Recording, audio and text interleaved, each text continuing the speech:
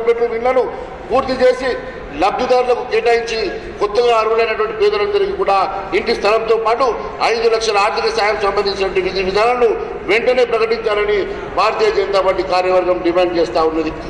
కాళేశ్వరం ప్రాజెక్టులో అవినీతి గత బీఆర్ఎస్ ప్రభుత్వం సాగునీటి ప్రాజెక్టుల పేరిట భారీ ఎత్తున అవినీతికి పాల్పడింది. లక్షల కోట్ల రూపాయల రుణాలు తీసుకొని కమిషన్ల రూపేణా తమ ఖజానాను నింపుకున్నది. ఒక కాళేశ్వరం ప్రాజెక్టు కోసం 1,00,000 కోట్లు అప్పు తీసుకొచ్చింది. ఇందులో 90,000 కోట్లు ఖర్చు చేసినట్టుగా చూపిస్తున్నా. అదనంగా 1 ఎకరానికి కూడా సాగునీరు అందించలేదు.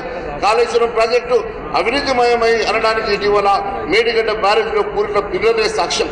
పంప్ హౌస్ మునక లీకేజీలు, సీపేజీలు, బుంగలు ఏర్పడడం వంటి సర్వసాధారణంగా మారిపోయాయి.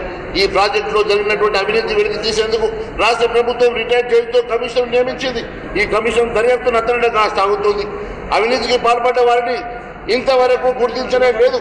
కాళేశ్వరం ప్రాజెక్టు నిర్మాణంలో వివిధ కేంద్ర ప్రభుత్వ రంగ సంస్థలు ఆర్థిక సహకారం ఉన్నందున సమగ్ర దర్యాప్తు జరిపించి అవినీతిని నిగ్గు తేల్చి దోషులను గుర్తించాలని సిబిఐ ద్వారానే సాధ్యమవుతుంది. కాబట్టి ఇందుకోసం జ్యుడిషియల్ కస్టడీతో పాటు ప్రాజెక్టు అవినీతిని నిగ్గు తేల్చేందుకు రాష్ట్ర ప్రభుత్వం సిబిఐ దర్యాప్తు చేయించాలని రాష్ట్ర ప్రభుత్వాన్ని భారతీయ జనతా పార్టీ కార్యవర్గం డిమాండ్ చేస్తూ ఉన్నది.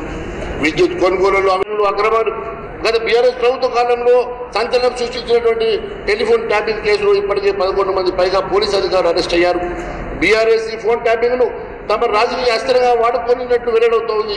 ఈ ఫోన్ ట్యాపింగ్ తెలంగాణలో ప్రముఖ రాజకీయ నాయకులు, రియల్ ఎస్టేట్ వ్యాపారులు, సినీ రంగ ప్రముఖులు, పారిశ్రామికవేత్తలు, హైకోర్టు జడ్జిలు కూడా బాధితులు కావడం గత బీఆర్ఎస్ ప్రభుత్వం అధికార వ్యవస్థను ఎంత దుర్వినియోగం చేసిందో అర్థమవుతా ఉన్నది.